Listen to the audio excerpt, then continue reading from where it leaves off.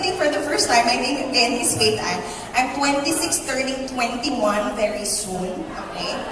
Earlier, while listening to Christine Conzon, may nabanggit siya na words eh. If you were clearly listening to her words, sabi niya, sumuko na yung doktor. Okay, narinig niyo ba yun? Okay. How would you feel if the medical doctor at one point biglang susukuan ka? How would you feel? Sad, hopeless. No, correct. Hopeless. Why? Bakit tayo magiging hopeless? Because all our lives, we have been taught that our bodies function like a machine. Just like a machine, it needs a mekaniko. Tama po ba? That whenever something is wrong with our bodies, all we have to do is just run to the mechanic and have the mechanic fix it. Tama po ba?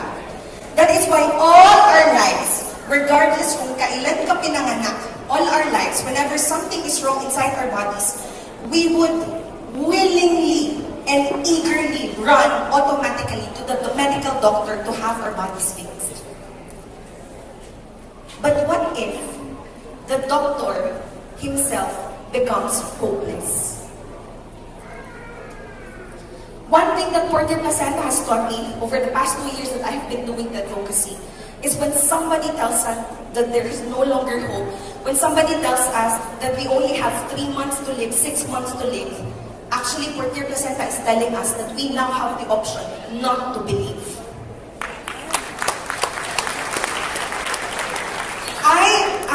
Personally, I have seen it in my own personal 2 eyes. And just like a lot of us tonight, I was also very much skeptical. But then I saw my mother suffering from stage 4 colon cancer. Her life is now, by the grace of God, very much extended. And in fact, she's one of the most proactive advocates of PURTIER Placenta in the whole of Philippines today. I saw it in the life of Team Elite Pavo from Ormoc City, Leyte, Menchi and Nisa. When she met PURTIER Placenta, sabi ng doktor, kapag hindi ka nagpa-chemo, you will only have 4 months to live. Hindi siya niniwala and instead took PURTIER Placenta. Bakit ayaw naman pa-chemo? Because she's a medtech. She worked in the hospital for over 20 years. She knew na kapag mahina ang immune system mo and you undergo all these procedures, all the more that it would suck you down. So she opted, okay, for PURTIER Placenta. And right now, ang taning sa kanya was April of 2017. Ladies and gentlemen, no chemo. Today, we are already May of 2019. Her life right now is 2 years more or less extended by the grace of God. 2 years ago, it was just my mother who started taking PURTIER Placenta, stage 4 colon cancer. And I tell you, hindi po kami nakatake dahil we had money outright. No, my mother was able to take because of the generosity of the person who initially invited us to listen about PURTIER Placenta. At that time, 2016, there were 2 people nagging us at that time. One was a St. Peter agent. She's a family friend. Nagging us, Ate Beth, cancer ka.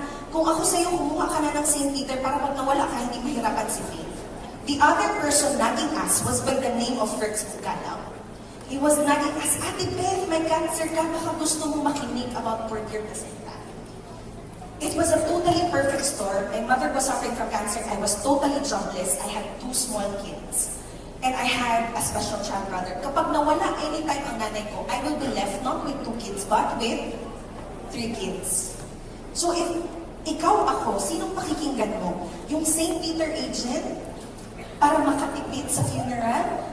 Or yung PURTIER Placenta agent na baka sakaling gumana yung PURTIER Placenta sa cancer ng nanay ko? You know what? I have realized that we, you and me, we are always one decision away from a completely changed life. Tama ba? And the decisions that we make, yes, it's okay to clap, we are always one decision away from completely changed life. And you know what? To cut the whole story short, my mother started to take PURTIER Placenta at the time, and everything else changed. Today, 2 years after, the whole family is living a very much luxurious life. Okay? Okay. Don't clap. Okay, don't clap. Baka sabihin ng iba, ang yaban mo naman ito. Uminom lang ng PURTIER, naging luxurious agad. Okay?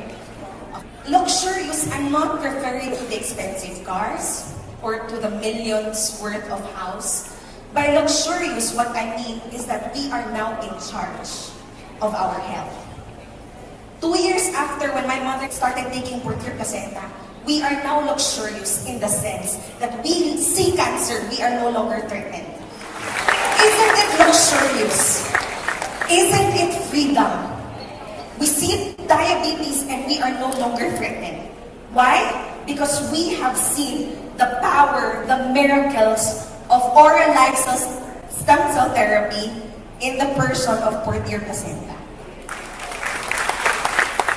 From tonight onwards, we will never be looking at diseases the same way ever again. You know, conventional medicine, it's very good. It helps and it saves a lot of people.